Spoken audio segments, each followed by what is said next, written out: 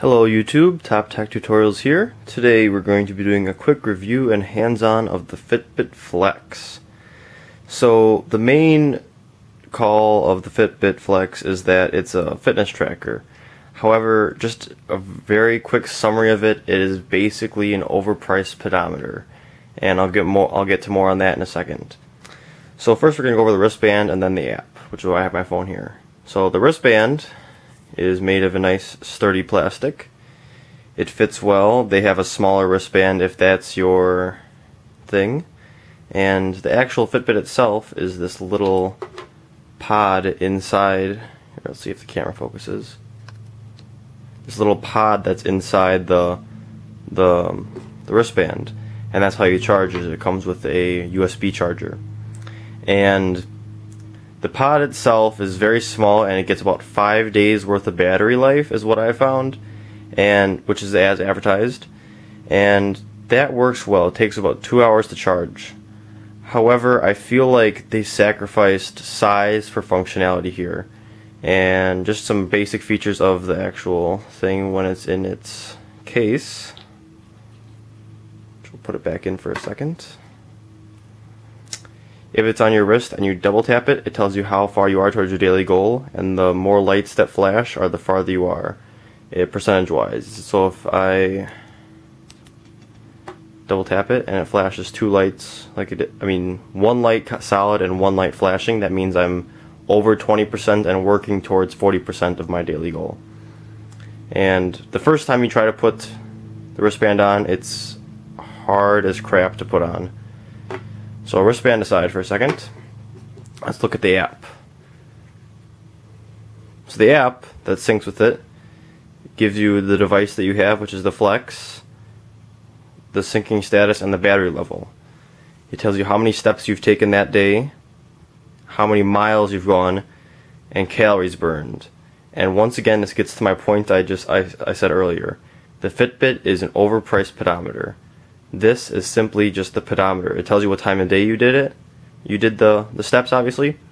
And this is simply derived off your height. When you first sign up, it asks you to input your height, and all that is based on your step size. So just a derivation of a pedometer. And once again, calories burned, just a derivation of the pedometer.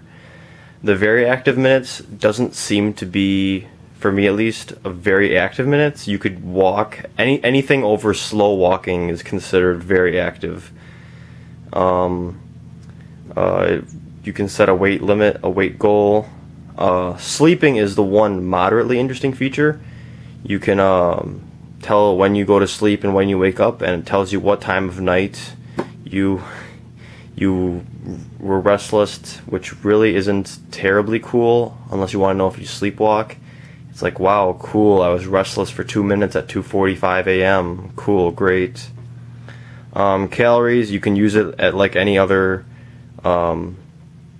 food tracking app. Same with water, and you could track calories that way. Here's what I did yesterday. I beat my goal, which it sets for you based on how well you've been doing lately. See, very active minutes. I strongly believe that I was not very active that many minutes. I brisk walking, if nothing else. A call to the Fitbit would be friends. If you have friends who have Fitbit, then it's a little bit more worthwhile. Like you could like cheer them.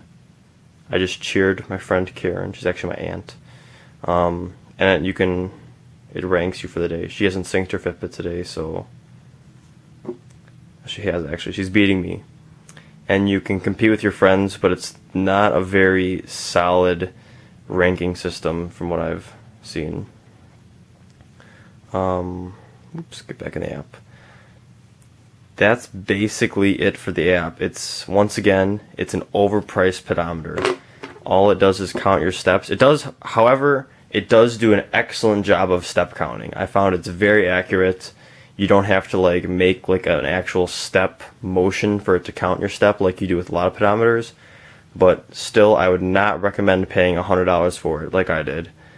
I just felt like pissing away money apparently. So I would not recommend buying the Fitbit Fitbit Flex, excuse me. I would recommend waiting for a more competent wearable device, say like the ones that are coming out of Google and Apple later this year. I would feel a lot better about this if it had a heart rate monitor, but it does not even do that. It's a $99 fitness pedometer. That's all it is. Right here. Thank you so much for watching. If you enjoyed this video, make sure you subscribe. We'll be posting more stuff this summer because I'm off of school now, so subscribe for more. Thank you very much.